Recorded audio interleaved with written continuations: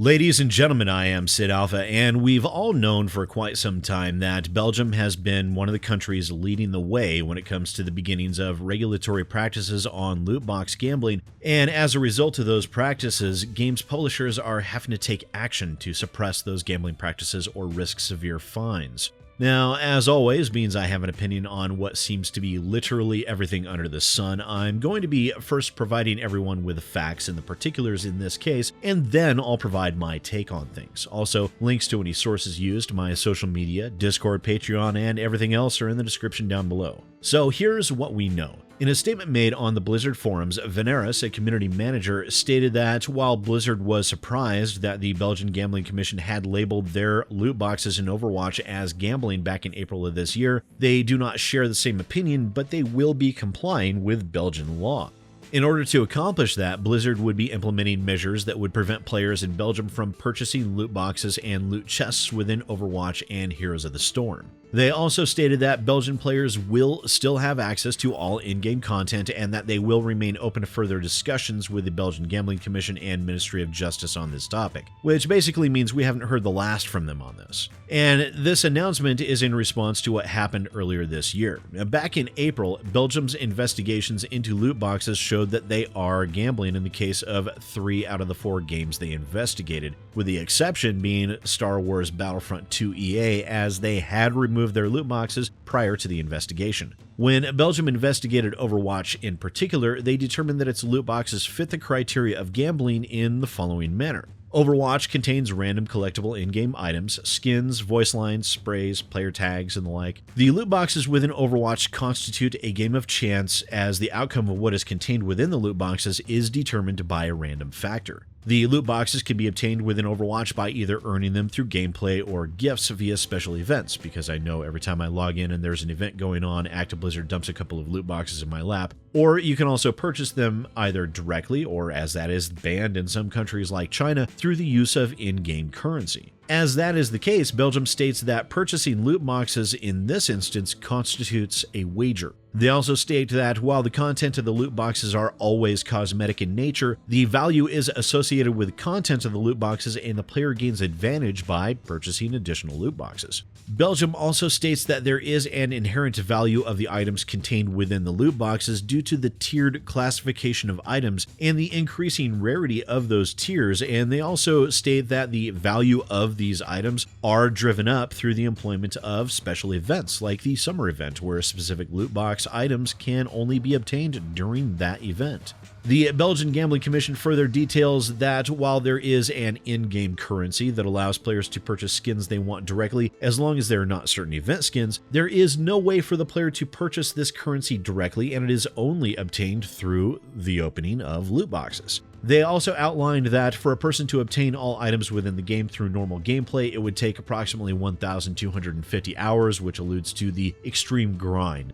There is also a classification for the wager being lost, which is predicated on the content of the loot box either already being owned or of being considered low collection value, which is defined as the common items. And this also alludes to the fact that in Belgium, when they are determining the value of items when it comes to gambling, it's not a monetary tie. It's not the monetary aspect or the dollar value assigned to something that determines whether or not it's gambling. It is perceived value, which can be an emotional valuation, which is definitely the case with Overwatch, as Overwatch makes use of a closed system, which means you cannot export the skins or trade them or do anything with them. They're just there. The Belgian Gambling Commission also stated something that I'm going to read out in its entirety because I think it is very pertinent not only to loot boxes in general, but also to how Blizzard operates these loot boxes in particular. They stated, "The last constitutive element that needs to be examined is whether chance even exists.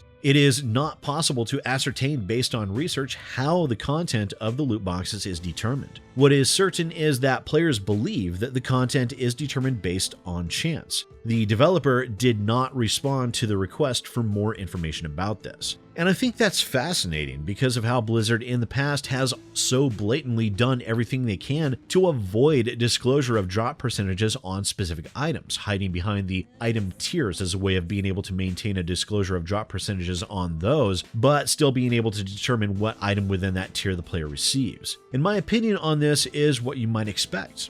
I'm ecstatic. I really am.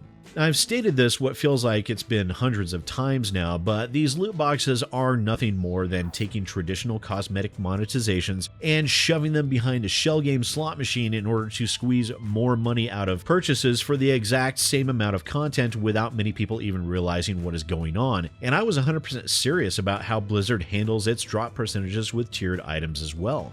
They do that so they don't have to disclose the percentages on the individual items, which means they can use algorithms to be able to tailor the items you receive within those specific tiers to be able to maximize your spending potential. Now, I know that many people are okay with the implementation of loot boxes in Overwatch because they are somehow less predatory in their eyes because there's no potential for monetary gain, but in my mind, that both makes it better and it makes it worse, just in different areas. While yes, it will directly avoid the skinotomy issues that we see with CSGO, TF2, and PUBG, it increases and ramps up the predatory nature through its very simple and yet exceptionally effective tactics. And those tactics I've gone through multiple times through the course of my videos discussing loot boxes, but I think it might be a good idea to possibly dedicate a full video towards discussing the different methods of the Overwatch loot box and of loot boxes in general and how they turn every aspect of the loot boxes into something that will drive people to purchase more and to be able to directly manipulate the results, which, make no mistake, are determined before the loot box is even opened.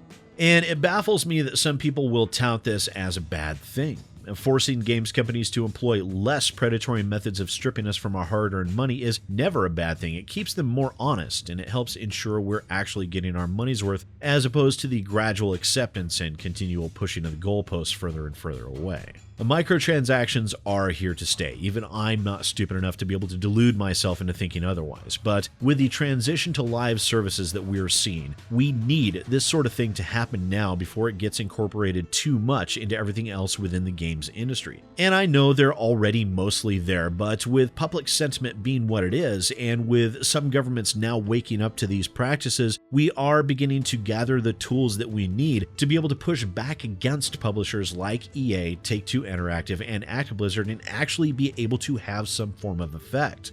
But that's where I'm going to leave off. We managed to get the particulars and my overinflated opinion. Now it's up to you. Let me know what you think about all of this down in the comments below. And if you want me to go in depth into the Overwatch loot boxes or even a study of different games monetization practices, let me know. I'll be keeping my eye out. Also, don't forget to hit those like and subscribe buttons. We're getting ever closer to that 100K milestone, and every little bit helps. Also, it would seem that YouTube might be pulling their heads out of their collective anal cavities, and I've been getting reports that the bell is actually working, so don't forget to ring that bell for notifications on future videos. Thanks so much for watching. Once again, ladies and gentlemen, I am Sid Alpha, and I'll see you next time.